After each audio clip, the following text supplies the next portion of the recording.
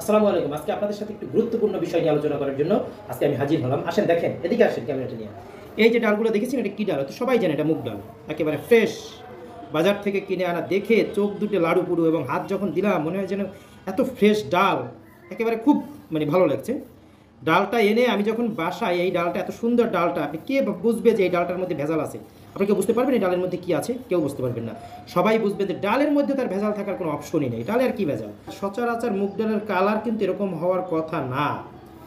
এই ডালটা দেখেন কত সুন্দর, একেবারে গ্লেজ দিচ্ছে, কিন্তু এর মধ্যে বড় একটা ভেজাল দেখেন। সেই ভেজালটা আমি শেয়ার করছি এখন। এই ডালটা আমি ভিজালাম কিছু সময়, ভিজানোর পরে আমি অবাক হয়ে গেলাম, যেরকম ট্যাঙের কালার কেন? ডাল ভিজানোর পানি ট্যাং গুলে রেখেছে, ট্যাং দেখেন।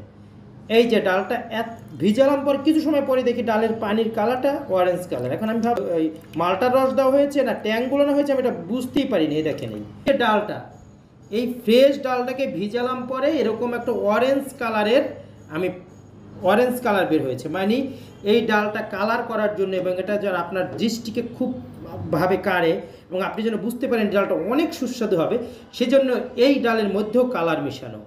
এই ডালের মধ্যেও কালার মিশানো। বাঙালি জাতি হিসেবে আমরা যে দুই নাম্বার জিনিসটাকে এতভাবে আর আমরা গ্রহণ করেছি যে এখন বিষও আমাদের ধরে না, বিষের মধ্যেও দুই নাম্বার।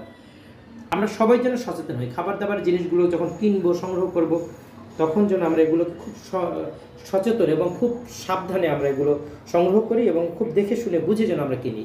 অনেক একেবারে কালারফুল দেখেই যে কিনে নিয়ে আসবো, সেটার মধ্যেই কিন্তু ভেজাল। সবাই ভালো থাকবেন। আসসালামু আলাইকুম।